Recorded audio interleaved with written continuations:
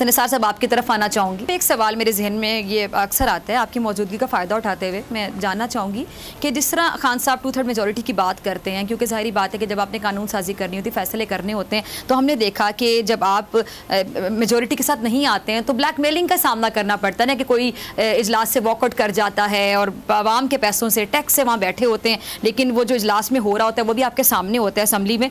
अच्छा, अगर मेजॉरिटी मिल भी जाती है, लेकिन हमने सिस्टम को भी तो ठीक करने की बात करनी है हमेशा। आप हर जगह देख लें कि सिस्टम में खराबी है, आप यूनिवर्सिटीज देख लें, आप पुलिस का डिपार्टमेंट देख लें, डिफरेंट जो इंस्टीट्यूट्स है वो देख लें, तो जो करप्शन का खात्मा करना है, निजाम में तब्दीली करनी है, जिसमें अगर मैं ब्यूरोक्रेसी का भी जिक्र कर दूं तो शायद गलत नहीं होगा, तो ये जो पूरा सिस्टम ठीक करना है, उसके लिए फिर आपको क्या लगता है कि कितना काम करना पड़ेगा अगर इमरान खान साहब आ भी जाते हैं इंतखाबात में इलेक्ट होकर?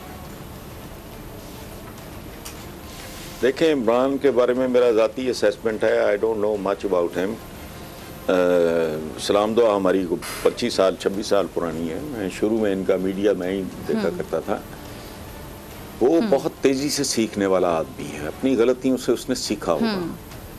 होमवर्क अगर हो रहा है और अगर पहले की तरह अब भी सिर्फ जलसे जुलूसबाजी हो रही है तो फिर कोई नतीजा नहीं निकलेगा। अब अगर खामोशी से संजीदा काम भी हो रहा है, देखो किस्में होती हैं, एक होते हैं ये जो एजिटेटर्स और ये और वो जाले टाइप और ये इस तरह के लोग, जलसे जुलूस इन तक, बाकी कोई काबिल टेक्नीशियंस जो हैं, टेक्नोक्रेट्स हैं, जो मतलब मामलात को समझते हैं, उनकी टीमें बैठ के अगर बुनियादी इश्यूज पे काम कर रही हैं तब तो नतीजा खेज होगा। दूसरी बात ये, सिस्टम की आपने बात की, सिस्टम भी कौन तब्दील करेगा जब तक 2/3 मेजॉरिटी नहीं है।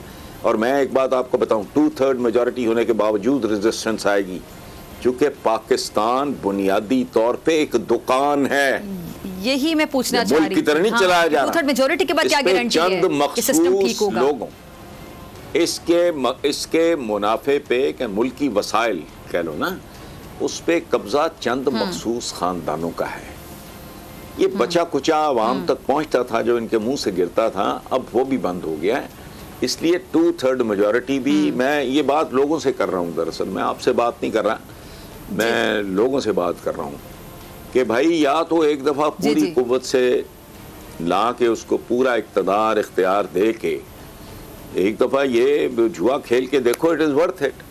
चूँकि इन लोगों को आजमाना, देखो बात सुनो, मोमिन की मुख्तलिफ किस्म की डेफिनेशंस हैं। एक डेफिनेशन ये है कि मोमिन एक सुराख से 2 बार नहीं डसा जाता। हम कैसे लोग नहीं डसा जाता, हमें जितना भी छितर पड़े कम है, वैसे हम बार बार बार बार बघियाड़ आया, शेर आया, कभी भुट्टो जिंदा है, फलाना है, कौम मुर्दा है, भुट्टो जिंदा है। ये क्या है? ये होशमंद कौम हो अगर वो कहे नहीं भाई तुम्हें एक टर्म पूरी, हाँ पूरी मिली है, पूरी ताकत के साथ मिली है, अगर तुम अब भी डिलीवर नहीं करते we are going to throw you out, खत्म।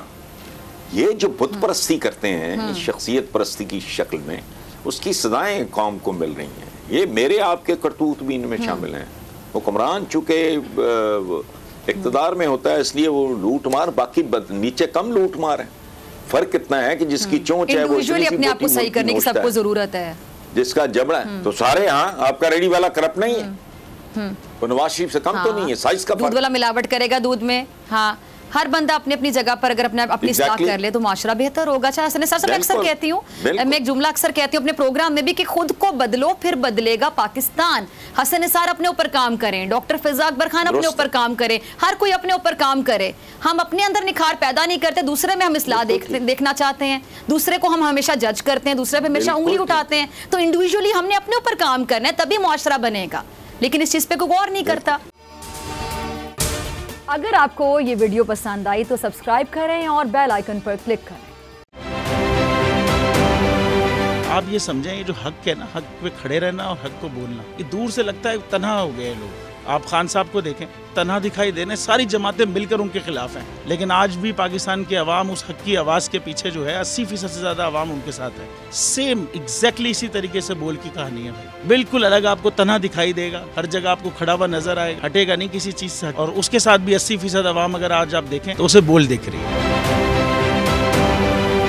जाली केस है ना, ये हम पे उस वक्त बनाए गए थे जब हुकूमत यही थी, इन्हीं लोगों की हुकूमत थी ना। और ये जाली केस, इनको मैं नहीं कह रहा इस केस को जाली केस, इनको पाकिस्तान में क्या पूरी दुनिया में एक ऐसा शिकायत कुंदा नहीं मिला, एक ऐसा कंप्लेनेंट नहीं मिला जिसने ये कहा हो कि हमारे साथ फ्रॉड हुआ है। तो ये खुद ही बन गए कंप्लेनेंट और ये खुद ही इन्होंने खुद ही इन्वेस्टिगेशन की, उसकी खुद ही तफ्तीश भी की, यानी कि कंप्लेनेंट भी है, इन्वेस्टिगेशन ऑफिसर भी है। और इन द एंड इन्होंने फिर उसके बावजूद ये कोर्ट में जमा कराया कि जी ये केस जाली केस था और इसमें किसी किस्म जो कुछ एग्जैक्ट कर रहा था सब लीगल। ये मेरी बात नहीं है, ये इनके इन्वेस्टिगेशन ऑफिसर की बात। सबसे ज्यादा व्यूज और सबसे ज्यादा रेटिंग के साथ बोल आज भी रहा नंबर 1 पर।